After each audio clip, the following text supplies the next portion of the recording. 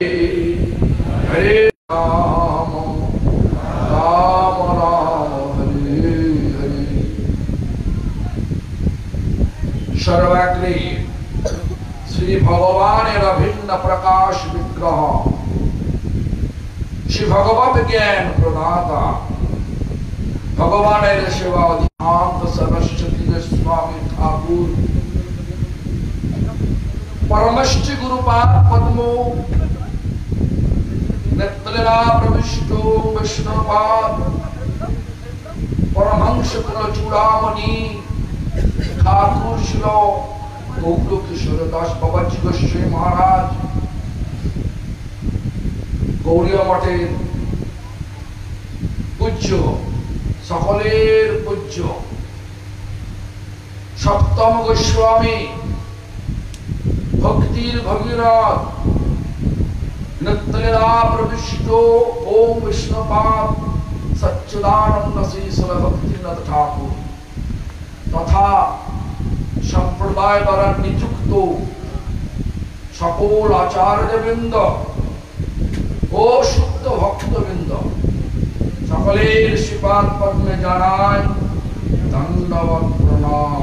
सकल आमार प्रति प्रसन्न हो सभाय उपस्थित विदंडीपाध्याय पंचम आश्रमी पंचम वेशाश्रयी जगदानंद बाबाजी महाराज तथा आमार मातुल सम्पत्ति तथा सतीर्थ श्रीपाद मधुसूदन दास अधिकारी प्रभु वैष्णव वृंद वैष्णव वृंदा मातृमंडली सज्जनवृंद सकलके जानाई आमार यथायोग्य सम्भाषण सकले आमार प्रति प्रसन्न हो। तो आजकेर विषय होच्छे संकीर्तन कलौ परम उपाय। अर्थटा होच्छे संकीर्तन माने एकसंगे मिलेमिशे कीर्तन सर्वांग उजाड़ करे जे कीर्तन अन्यमनस्क हये कोनो कीर्तन नय एक सम्यक माने प्रपार इंग्रेजी बले प्रपार सम्यक रूपे कीर्तन तन मन तन माने शरीर मन माने मन सेई स्वर लागिए एक संगे भगवानेर सुखेर उद्देश्ये जखन आमरा भगवानेर नाम करब ताके बला हय संकीर्तन। संकीर्तन कलौ परम उपाय केन नाम संकीर्तन হচ্ছে চিন্তামণি। नाम संकीर्तन करते करते আমরা যা চিন্তা করব নামের ফলশ্রুতি স্বরূপ মানে নাম করে যেটা ফলস্বরূপ পাওয়া যাবে সেটাই পাবে। চিন্তার দ্বারা কি করা দরকার ভগবানের চিন্তা করা দরকার। এটা কি অবলম্বন করে আমাদের ভক্তিনাথ ঠাকুর বললেন জীবন অনিত্য জনহসার তাহে নানাবিধ বিপদ ভার। দেখো জীবনটা থাকবে না জীবনটা নিত্য সনাতন। ভগবান বলেছেন ভগবান বলছেন কি ভগবান বলছেন জীবভূত সনাতন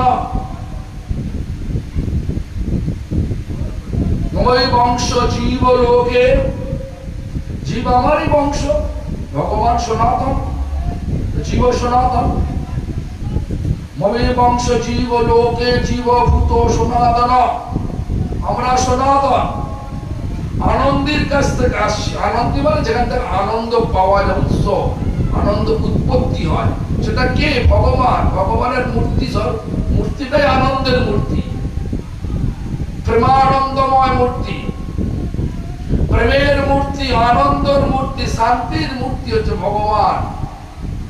সেই এই কলি যুগে ভগবানকে পেতে গেলে ভগবানের সান্নিধ্যে যেতে গেলে ভগবানের সেবা করতে হলে আমাদেরকে সকলকে এই নাম সংকীর্তিত আশ্রয় নিতে হবে। কেন? আমাদের এই কলিযুগে মায়ার প্রভাব এত বেশি, আমরা অসহ্য, দৈনতা নেই বললেই চলে। বান থেকে চুন খসলেই সঙ্গে সঙ্গে খরিশা হয়ে যায়, হয় কিনা? কেউ এখনো একটু সহ্য করতে পারে না, সবসময় খুঁটিনাটি নিয়ে পড়ে থাকি, একটুতে ঝগড়াঝাগড়ি হয়ে যায়। এই সমস্ত মতবাদ, এই সমস্ত মনোভাব নিয়ে আমরা কখনোই ভগবানের সঙ্গে মনঃসংযোগ করতে পারবো না। কিন্তু যদি আমরা একসঙ্গে বসে, যখন চৈতন্য মহাপ্রভু করেছিলেন, শিবাসঙ্গনে বসেছিলেন। শিবাসঙ্গন মানে শিবাস পণ্ডিতের ঘরে তিনি মহাপ্রভু প্রত্যেক দিন যেতেন। আর যারা সত্যি করে সমস্ত বন্ধন মুক্ত, দেখুন আমরা জানি যে সন্ন্যাসী বন্ধন মুক্ত, সন্ন্যাসী বন্ধন মুক্ত হয় না, কাপড়ের সন্ন্যাসের বন্ধন মুক্ত হয় না, আসল সন্ন্যাসীর দ্বার। শিবাস পণ্ডিত, অদ্বৈতাচার্য, নিত্যানন্দ প্রভু, গদাধর পণ্ডিত, মুকুন্দ, সব ছিলেন মহাপ্রভুর পার্শ্বদ। এদেরকে নিয়ে তিনি সংকীর্তন করতেন। আর সেই সংকীর্তনের ভাইব্রেশন মানে ঝংকার এখন গোটা পৃথিবীতে ছড়িয়ে পড়েছে। যে যতটা সেই পঞ্চতত্ত্বের আশ্রয়ে থেকে এই সংকীর্তন করতে পারছে, তারাই তাদের সেই সংকীর্তনের যে ঝংকার হৃদয়েতে গিয়ে আঘাত লাগছে। কি আঘাত? হৃদয়ের মধ্যে যে কলমশ মানে ময়লা, কি ময়লা? লাভ, পূজা, প্রতিষ্ঠা, জীবিকারূপ যেসব ময়লাগুলো পড়ে আছে সেগুলোকে পরিষ্কার করে দেবে। লক্ষ্য রাখুন, শুধু লক্ষ্য করুন, লক্ষ্য হীরার কথা ভাবুন। মনে আছে লক্ষ্য হীরা? রামচন্দ্র খাঁ। রামচন্দ্র খাঁ ছিল জমিদার। হরিদাস ঠাকুর নেংটি পড়া সাধু। সেই হরিদাস ঠাকুর জঙ্গলের একটা কুটিরে বসে তিনি হরিনাম করতেন, তুলসী তলায় বসে তুলসীর সেবা করতেন। আর সেই হরিনামের ঝংকার প্রত্যেকটা জনগণের, প্রত্যেকটা গ্রামবাসীর হৃদয়েতে ঝংকৃত হতো। আর সেই ঝংকারের সান্নিধ্য পাওয়ার জন্য তারা জমিদারকে উপেক্ষা করে চলে আসতো হরিদাস ঠাকুরের কাছে। এই দেখে সেই জমিদার রামচন্দ্র খাঁ তিনি অত্যন্ত কি বলেন দম্ভপরায়ণ হয়ে হরিদাস ঠাকুরকে হীরাদাস বানানোর জন্য, হীরাদাস মানে লক্ষ্য হীরা দাস বানানোর জন্য, লক্ষ্য হীরা দাস বানানোর জন্য তিনি, লক্ষ্য হীরা ছিল বেশ্যা, সর্বাঙ্গ সুন্দরী এক বেশ্যা, তাকে সন্ধ্যাবেলা পাঠিয়ে দিয়েছিল।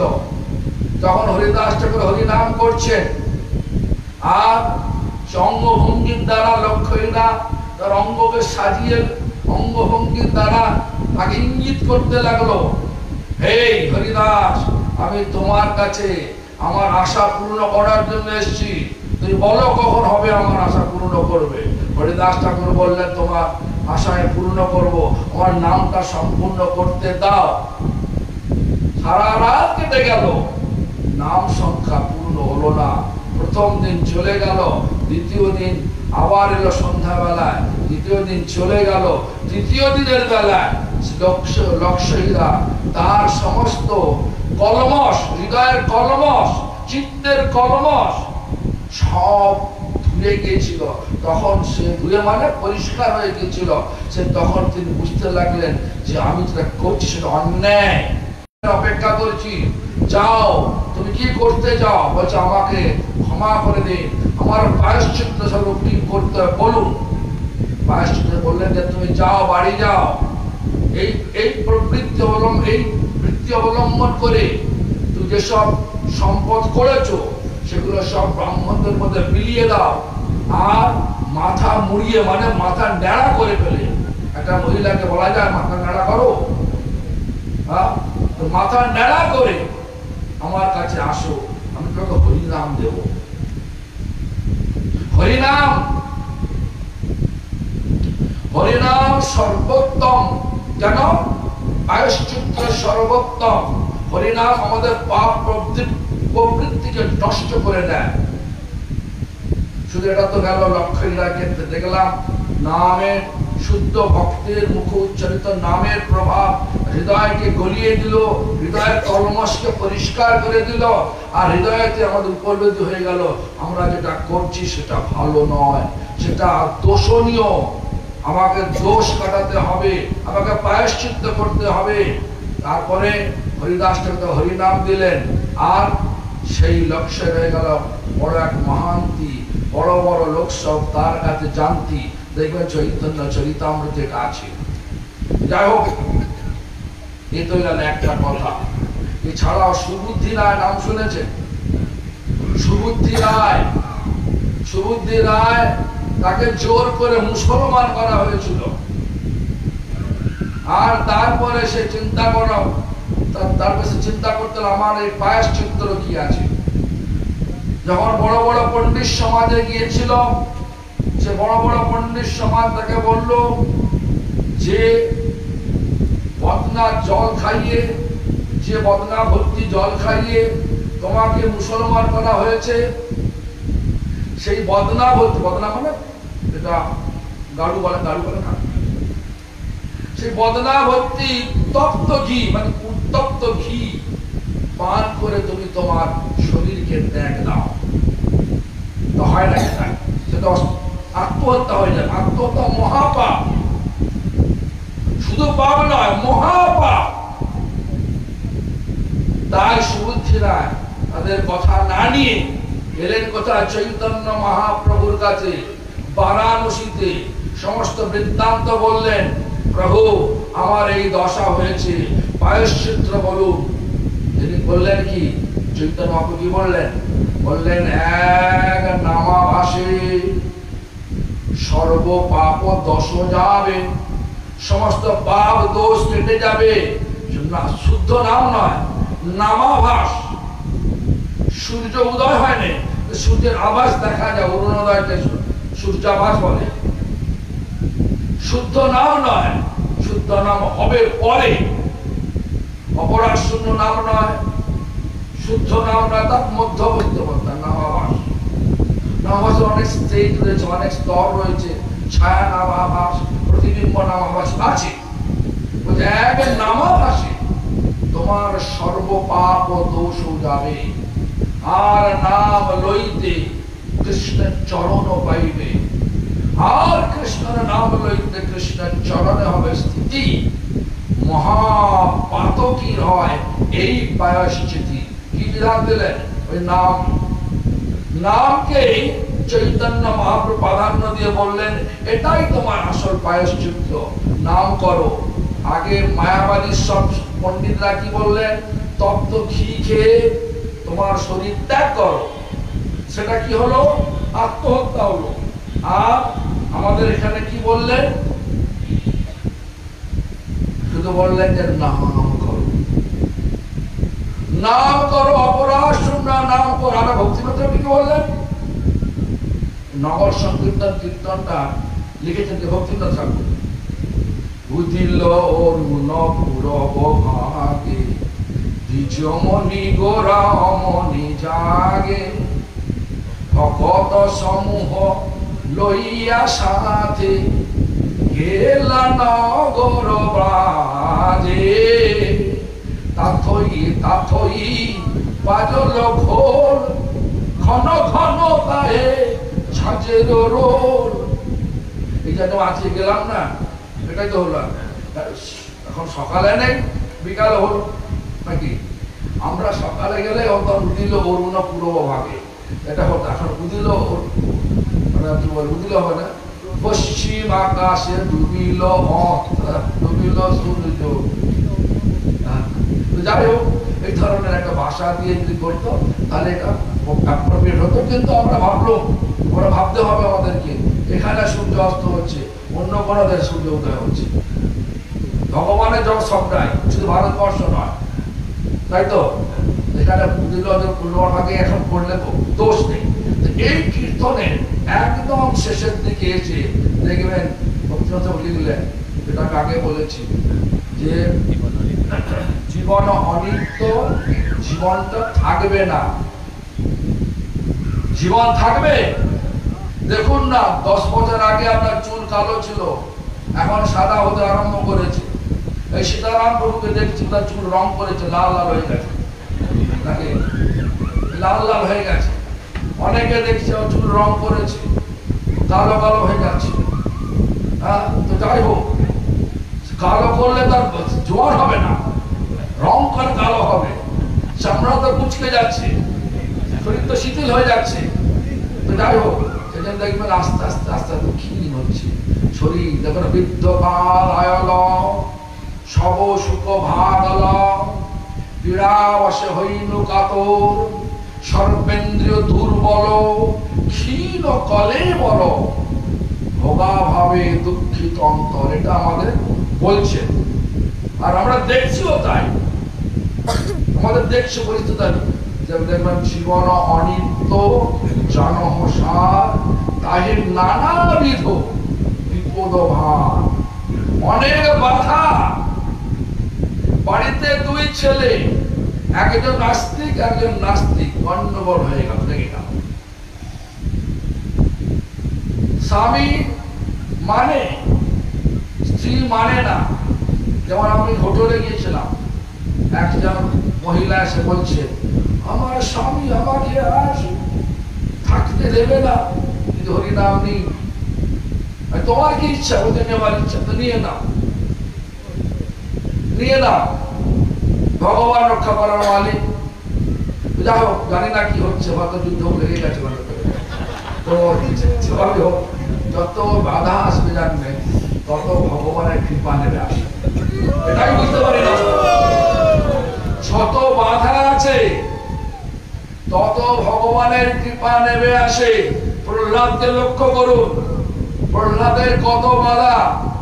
জন্মদাতা বাবা হিরণ্যকশিপু, তিনি কি করেছেন?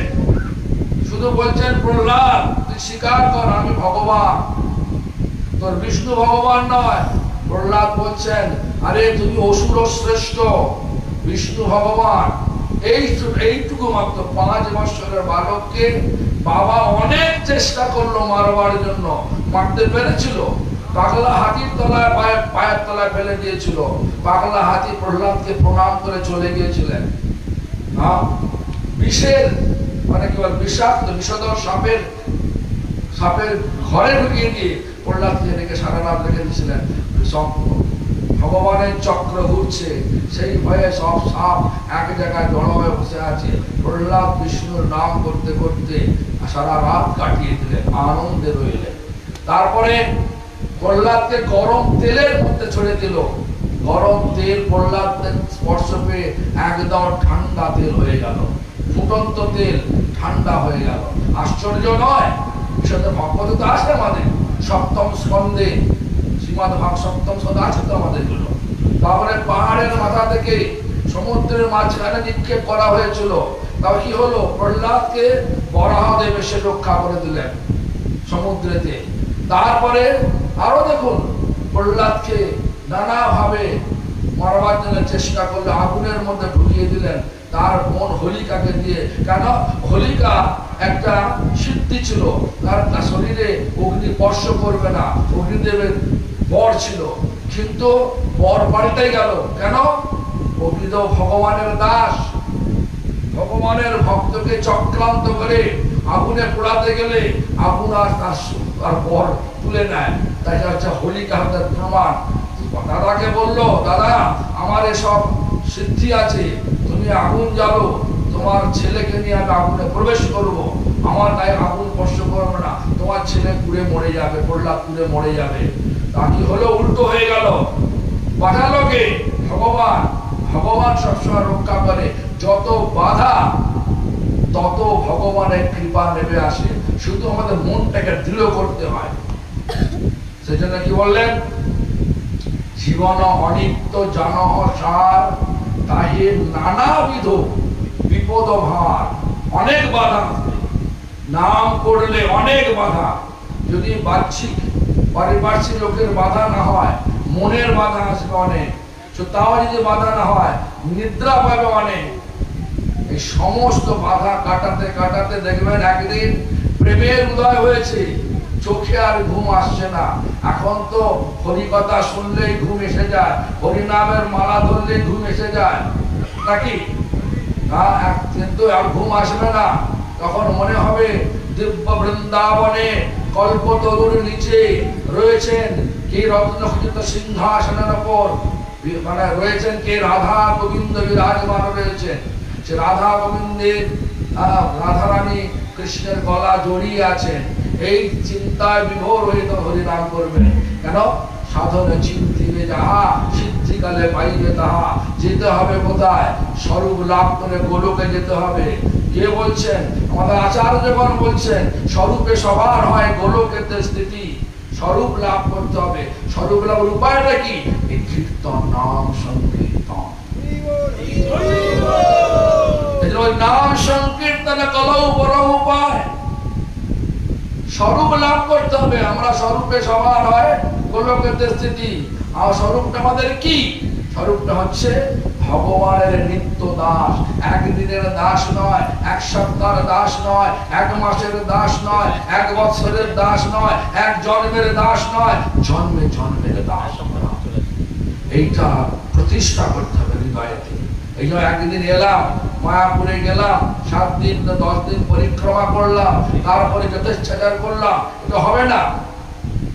হৃদয়কে সবসময় মায়াপুরে পরিক্রমা করাতে হবে, আর ঘরের কাজ করতে হবে, সংকীর্তন করতে হবে মনে মনে। যেখানে আজকে কীর্তন হলো আমতা এরিয়ায়, যে যেরকম ভাবে করলেন, আনন্দ পেয়েছেন কিনা? আমি তো দেখলাম হচ্ছে হরিদাস প্রভু পত্নী সুদেবী একদম সে হাতে মালা নিয়ে দৌড়াচ্ছে, দৌড়াচ্ছে, খুব আনন্দে দৌড়াচ্ছে। এখানে সব সমাজ তারপর হচ্ছে বিশ্বমঙ্গলের মা এখানে সব লাইন ঠিক করছে। কত একটা মানে উৎসাহ! এই ভগবানের চৈতন্য মহাপ্রভুর কৃপা নিশ্চয়ই পাবে, কেন পাবে না? নিত্যানন্দ প্রভু গৌরাঙ্গ মহাপ্রভুর কৃপা অবশ্যই পাবে, যে যতটুকু করেছে। কেন আমি বলছি সংকীর্তন হচ্ছে চিন্তামণি? এটা শাস্ত্র বলেছে, এটা শাস্ত্র আমাদেরকে বলেছেন। নাম চিন্তামণি কৃষ্ণ চৈতন্য রস বিগ্রহ। তাই বললেন না, তারপরটা বলে পূর্ণ শুদ্ধ নিত্য মুক্ত অভিন্নাত্মা নাম নামিনে। পূর্ণ, আধা আধা নয়, ক্ষণিক নয়, পূর্ণ। ভগবান পূর্ণ বস্তু। ভগবানকে অর্পণ করতে ভিখারি হয় না। ভগবান পূর্ণ বস্তু, যা দেবেন সব ফিরিয়ে দেবে, বেশি করে দেবে, কিন্তু আসক্তি থাকবে না। আসবে সব, ভাববো না এটা আমার, এই ভাবছে। যখন ভাববো যে আমার, আসক্তি এসে গেল। আমার বলিতে কার কিছু না। কি আছে আমার? ভগবানের চরণ ছাড়া আর কিছুই না। সব আসবে যাবে। আজকে যেটা আছে আমার কাছে, কাল সেটা অন্যের হয়ে যাবে, থাকবে না। আজকে শরীরটা জোয়ান আছে, কাল বুড়ো হবে, পরশু মরে যাবে, আবার জন্মাবে। একটা কড়া, একটা কড়াই, জগৎটা কড়া সদৃশ্য, মানে উনানের কি বলে, উনার চাপায় না, যেমন খিচুড়ি রান্না করছে বড় বড় কড়া, জগৎটা কড়া পাবে। মানুষ, জানোয়ার, কৃমিকীট, মাছ, সরীসৃপ, পাখি, পশু সব একসঙ্গে আছে। 84 লক্ষ জানোয়ার এর মধ্যে রয়েছে। সূর্যরূপ আগুন, সময় দিন রাত্রিরূপ হাতা দিয়ে সবসময় জগৎ যেতে ঘুরছে। এখানেই জন্মাচ্ছে কর্ম অনুযায়ী। কখনো মানুষ, কখনো জানোয়ার, কখনো গাছ, কখনো কৃমিকীট, কখনো মাছ, এসব জন্মলা হচ্ছে। আবার এখানেই উঠছে, এখানেই মরে যাচ্ছে, আবার জন্মলাভ করছে। কিন্তু আমাদের করতে হবে কি, কড়া থেকে লাফিয়ে পড়তে হবে। লাফানোর শক্তিটা দেবে কি না, এই কলিযুগে তোমার নাম দেবে, নাম দেবে। নাম কিরাম যখন কখন দেবে, ভক্তরা বলছেন কৃষ্ণ নাম সুধা। কৃষ্ণ নাম সুধা মানে অমৃত। কৃষ্ণ নাম সুধা করিয়া পান, মানে পান করো মানে পিও, মানে হচ্ছে জল খাওয়া না, জল পান করো, পান। কৃষ্ণ নাম সুধা করিয়া পান, জুড়াও ভকতি বিনোদ প্রাণ। নাম বিনা কিছু নাহি গো আরো, 14 ভুবন মাঝে। নাম ছাড়া এই 14 ভুবন মানে এই ভূভুবস্ব মোহজন তপশব্দ, তল অতল বিতল সুতল রসাতল পাতাল, এই 14 লোক সবটাই জড় জগৎ, ভৌতিক জগৎ। এখানে সবাই ভোগের জন্য লালায়িত, স্বার্থান্বেষী। যত উপরে উঠবেন তত দেখবেন স্বার্থটা ফিরে আসছে। এখানে একটু পান থেকে চুন খুললে, কি বললাম একটু আগে, খরিশ সাপ, একদম মানে পোড়া সাপ নয়, বিষধর খরিশ সাপ, মারবে একদম শিলে সর্পাঘাত করে দেবে নাকি, আর বাঁধার জায়গা থাকে না নাকি। একটু উপরে উঠলে ঠিক আছে, করো কর্ম নিয়ে তোমার পাপা। একদম উপরে উঠলে যা 70 লোক, যেখানে ব্রহ্মা রয়েছে সেখানে ভোগটা একটু অনেক কম হয়ে গেছে, স্বার্থটা কম হয়ে যাচ্ছে। উপরে উঠতে হবে, উঠে একদম পরম ব্রহ্ম মানে গোলক বৃন্দাবনে পৌঁছাতে হবে। যাবো কিভাবে, নিয়ে যাবে কে, হরিনাম নাম সংকীর্তন। নাম সংকীর্তন হলো পরম উপায়। নাম সংকীর্তন ছাড়া এই কলিযুগে সাধনার অন্য কোনো উপায় নেই। ধ্যান করবেন, ধ্যান তো আপনার 4 দিন বলেন এখানে বসে থাকুন, কতক্ষণ, 5 ঘন্টা, নড়তে পারবেন না, পেচ্ছাপ করতে পারবেন না, জল পেতে পারবেন না, চুপচাপ বসতে পারবেন, বলুন কতদিন পারবেন? হাত তুলতে পারবেন? 5 ঘন্টা এক নাগারে হাঁটু কটকট করলেও হবে না। 5 দিন হবেই না, হয় না। মানুষের অন্নগত প্রাণ ভোগ করার জন্য যান, 5 টাকা যান ভোগ করবা। এখানে চুপচাপ বসে থাকবে, কেউ করতে পারবে। মন তো জানবো, বসে থাকলেও মন ঘুরবে দিকে। 5 মিনিটে 500 জায়গা মনটা ঘুরে চলে আসবে। হবে না ধ্যান, যোগ্য হবে না, পূজাও হয় না। দেখুন না আপনাদের পূজা কি হয়, মদ খেয়ে নাচানাচি করে, এই তো পূজা নাকি। এই সরস্বতী ঠাকুর পূজা গেল কিছুদিন আগে, একজন ব্রাহ্মণকে বলা হলো তুমি কত কোনো পূজা করলে? আজকে 25 ঘর পূজা করেছি। অসীম আছে না আমাদের ময়নাগড়ের হাতে, তার ভাইকে জিজ্ঞাসা করলাম কত ঘর পূজা করলে? বলে 25 ঘর। আচ্ছা বলো, একদিনে একবেলা 25 ঘর পূজা হয়? করতে পারে? আগে জায়গা করতে আমাদের গান ঠান্ডা হয়ে যায়, সে 25 ঘর পূজা করে চলে এলো। কেন? ওই ফুলটা ছড়িয়ে দিল, ঘরটাকে নাড়িয়ে দিল, পূজা হয়ে গেছে, চলো আর ভালো কথা না। পূজা হয় নাকি? পূজা হয় না। কি হয়? নাম সংকীর্তন হয়। নাম সংকীর্তন করলে সমস্ত দেব দেবী সন্তুষ্ট হয়, কবি দেবী সন্তুষ্ট হয়, অন্তরিষদের সন্তুষ্ট হয়, ইন্দ্রগণ সন্তুষ্ট হন, স্বর্গের দেব দেবী সন্তুষ্ট হন, সব সন্তুষ্ট হয়, নিজের মনটাও সন্তুষ্ট হয়। তো নাম সংকীর্তন করার পরে মনটা অনেক নির্মল লাগে, মনটা অনেক শান্তি লাগে। লাগে কিনা বলুন? আচরণ তো কার লাগে? তাহলে সকলে নাম সংকীর্তন করবেন। আর এখন তো সময় হয়ে গেছে, বাস যদি চলে যায় আমাকে আপনি গালাগালি দেবেন, বেশি করবো বেশি করবো না আর বেশি বলবো না। আমার বক্তব্য হচ্ছে যে আপনারা সকলে একটু নামের দিকে ধ্যান দেবেন। নাম পূর্ণ শুদ্ধ নিত্য মুক্ত অভিন্নাত্মা নাম ও নামিনে, মানে ভগবানের সঙ্গে নামের কোনো ভিন্নতা নেই, এক অভিন্নাত্মা নাম ও নামি। নাম মানে ভগবানের নাম, নামি মানে ভগবান। ভগবানকে রাধা কৃষ্ণ, শাস্ত্র অনুযায়ী ভগবান হচ্ছেন কৃষ্ণ, কিন্তু আমাদের গৌড়ীয় মঠের কাছে ভগবান হচ্ছে রাধা কৃষ্ণ যুগল জড়ি। কেন? কেন ভগবান কৃষ্ণ, শাস্ত্রের বিধান অনুযায়ী ভগবান কৃষ্ণ। তিনি বললেন, ব্রহ্মভূত পুরাণে বললেন, সত্যং সত্যম পুনঃ সত্যং সত্যমেব পুনঃ পুনঃ বিনা রাধা প্রসাদেন মৎ প্রসাদত ন বিদ্যতে। এটা সত্যি, এটা সত্যি, এটা সত্যি। কি সত্যি? তা রাধারানীর কৃপা ব্যতীত আমার কৃপা কেউ পাবে না।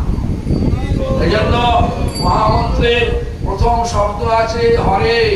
হরে শব্দ দিয়ে তাকে সম্বোধন করছে রাধারানীকে। রাধারানীকে আগে বসানো হয়েছে।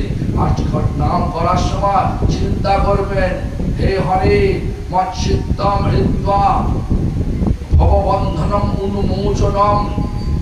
অনেক শব্দ আছে, তো বললে বলবেন কি বলছে রে বাবা, বাউল বাউল বলছে, এখন বললে ব্যাখ্যা করতে হবে, অনেক সময় যাবে। আমি আর বেশি সময় নেব না, তবে আমার উপসংহারে শুধু বলতে চাই, এই নাম সংকীর্তনে যোগদান করুন। নবদ্বীপ ধামে আমরা আগামী 6 মার্চ 21শে ফাল্গুন থেকে 1লা চৈত্র পর্যন্ত, 21শে ফাল্গুন 7ই মার্চ